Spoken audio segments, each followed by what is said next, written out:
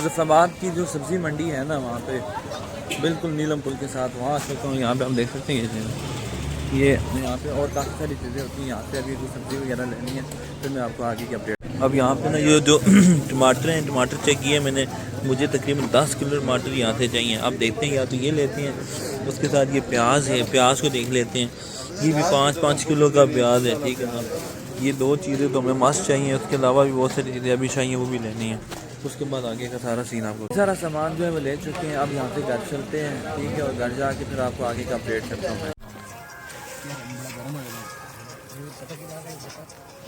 इकराम लेना चाह रहा है, दे दूँ या ना दूँ? आप इकराम जो है ना पूरी सीख लेना चाह रहा है, दे दूँ या ना दूँ? दे दो जी।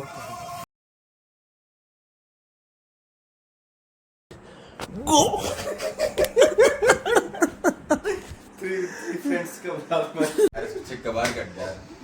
कहता मैंने पैसे कर दिया था तू चलो बाटी मार बाटी।